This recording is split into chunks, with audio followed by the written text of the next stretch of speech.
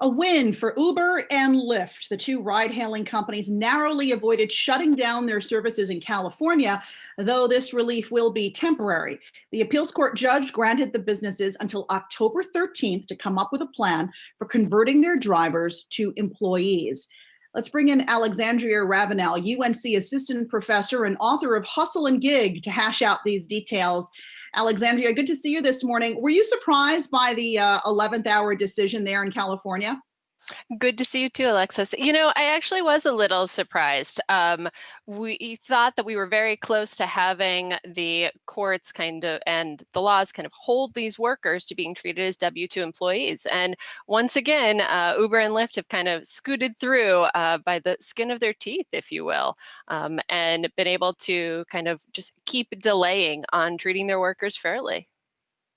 How would this classification, if it were to go through, classifying these gig workers as employees, how would it change the lives of the gig workers? Oh my gosh, this could be an astounding difference for these workers. Right now, Uber and Lyft drivers are responsible for all of their own expenses. They bear all of the risks of the work. So if there are no rides and they're out driving around looking for rides, they're burning gas. They have the wear and tear on their car. They're spending their time without getting paid for it. There are other protections in terms of contributions to Social Security and Medicaid that would come from the company if they were paid as W-2 employees. They might also be eligible for things like health insurance and paid time off and other workplace protections that many of us take for granted, like protections from discrimination and sexual harassment. This is a game changer.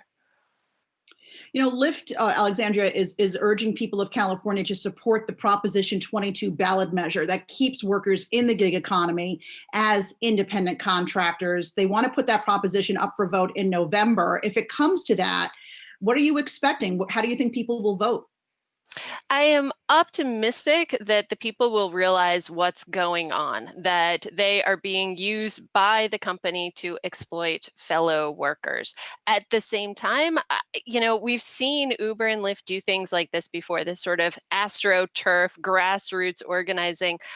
We saw Uber do the same thing in New York City when New York City was trying to put limits on the number of drivers. And they actually changed their app to say that this was going to be New York with under de Blasio's plan of limiting rides and no one would be able to get anywhere. So I think we're just going to continue to see many more of these tactics from these companies, but hopefully people are beginning to realize what's going on. Theoretically, if these workers are classified as employees, it changes the whole business models of Uber and Lyft. Can they survive the next 5 years if they now have all of these added costs on their business? So that's a really good question. The companies say that they can't, but California is one of the largest markets for rideshare.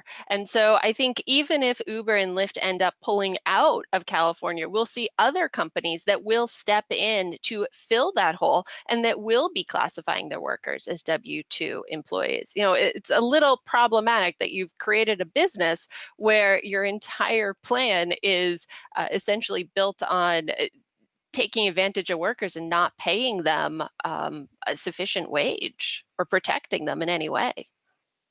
What does this mean for Uber and Lyft in other markets, in other major cities? I mean, this would be precedent setting for them. It really would be. So in other markets, we have slightly different things going on.